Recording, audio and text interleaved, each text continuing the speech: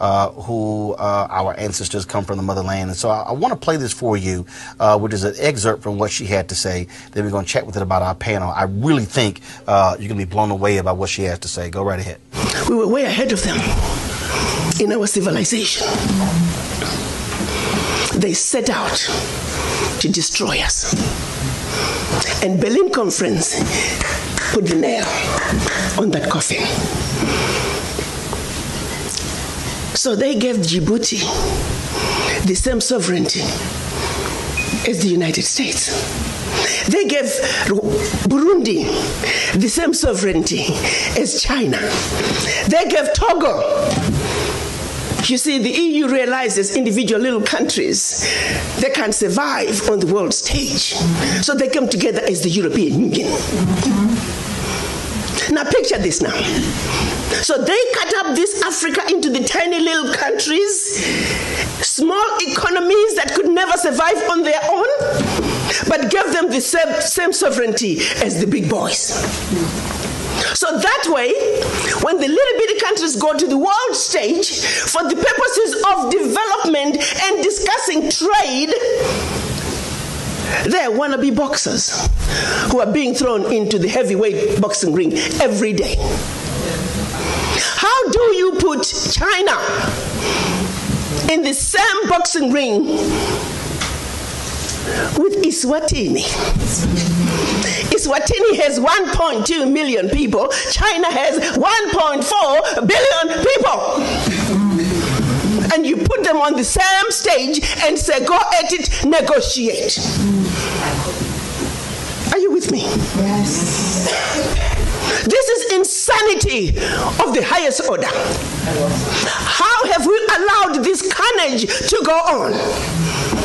When Eswatini is thrown in the same boxing ring with China and Eswatini collapses before Eswatini even gets on the stage, the world says, well, Eswatini, what's wrong with you? Why can't you take care of your people? Well, China came in and said, Eswatini, give me all your gold or else. And if Eswatini does not agree, they just go on next door to Lesotho and give Lesotho an extra $1. And if Lesotho doesn't take it, they just jump on to Togo, Central African Republic. It was all by design. 1884. They did something else in addition to chopping us up. They also set out to make the African believe that everything African was bad and undesirable, and everything Western, particularly French and British, was more desirable. We call that the legacy of colonization. Prior to that, they had started long working on the slaves. Make them think everything about them, forget anything about Africa. Where you come from is a horrible place, diseased and dying people, constantly at war with themselves, uncivilized. Cut out any communications with them. You need to just know what we tell you. And we call that the legacy of slavery. So that's where you look at where we are today.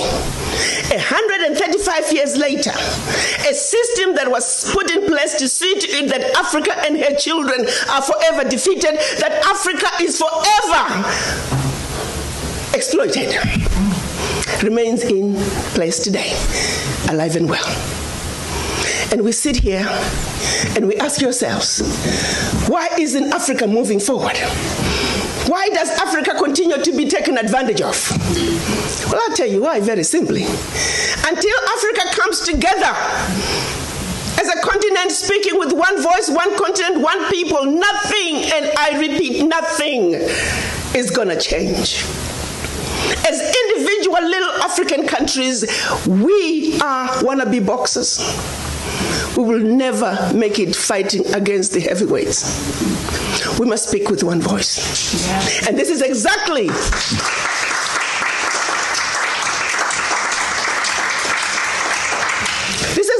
what our Pan-African leaders wanted to see happen in 1963 when they came together in Addis Ababa, Ethiopia. They clearly stated that Africa for the Africans at home and abroad, and that African Union was now. They said Africa must speak with one voice. It is the only way for Africa to take its rightful place on the world stage. Sadly, When they went to Addis Ababa in 1963, they were divided.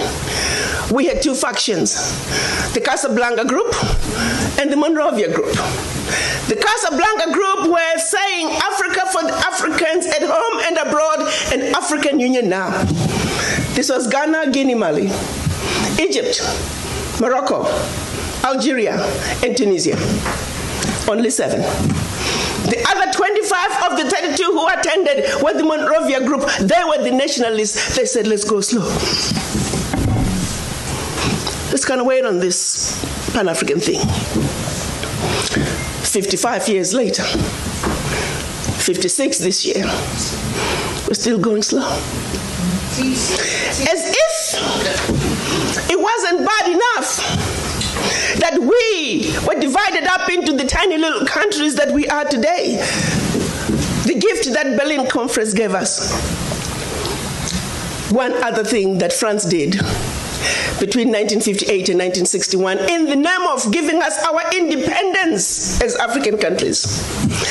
France forced the Francophone, and I hate that terminology. There is no such thing as Francophone, Anglophone. They made it up. But for the purposes of communication, I will use that.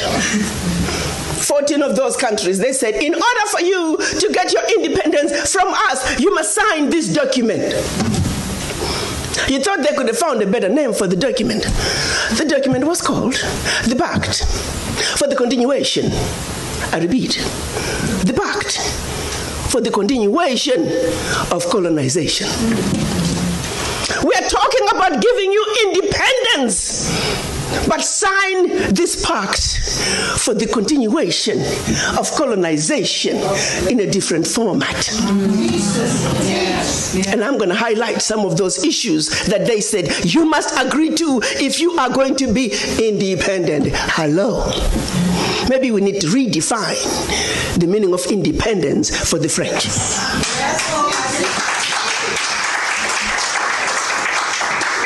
First, France said, you see, you monkeys, you don't know how to manage your money.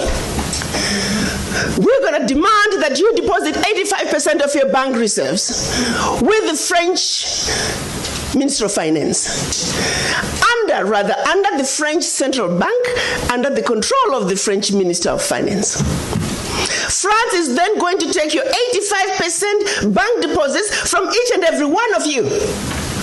Deposit those funds in the French stock market under the French name. And you may or may not know the returns. Today, as we speak, the latest figures are saying for every 14 billion that France invests in the stock market from Africa, they are realizing upwards of 300 billion in return. Every year, year in, year out, because of these deposits from the African countries, France is taking out of Africa over $500 billion. Now figure it out. For every 14 billion, the returns on the investment are over 300 billion, and they are taking over 500 billion. So in actuality, France is taking out of Africa trillions of dollars year in and year out. From us poor people, Africans. Back to the pact. So should you want to access some of your money that you have deposited with France, you have to submit your country's financial returns. And if approved, you get to get it as a loan. You can only access up to 20% of your money year in, year out as a loan at commercial interest rates. Your own money. As if that was not enough. They said all your minerals discovered, yet to be discovered, all your oil discovered, yet to be discovered. France and French companies have the first right of refusal. If there's anything left over that the French companies do not want, your people might have. To this day. They said you will only use the currency that we created for you because you're special Africans. We call it the CFA. There was the Central African CFA and the Western African CFA, same animal. And that France is the only one that can print it for you. 1958. Fast forward, they're still printing it for us. And if you start misbehaving, they just stop printing your money, and your country's in trouble. They also said your language of instruction shall be French, whether you like it or not.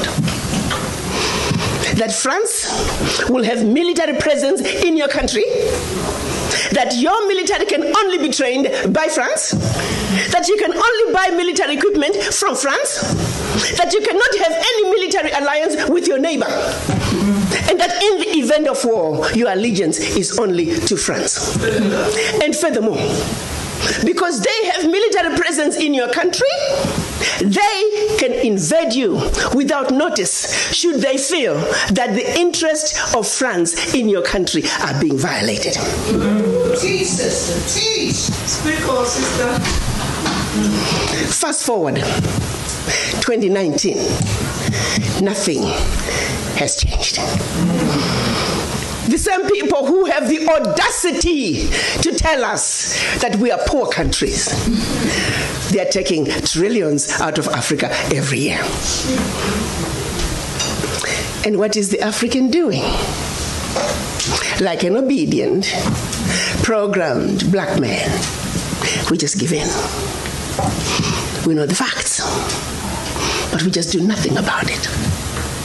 Now, you have to say some of the fears are real, because if France that has sold you inferior equipment to theirs, France that has trained your military to be inferior to their military, they are now in your country. They can invade you. They have the permission to do so.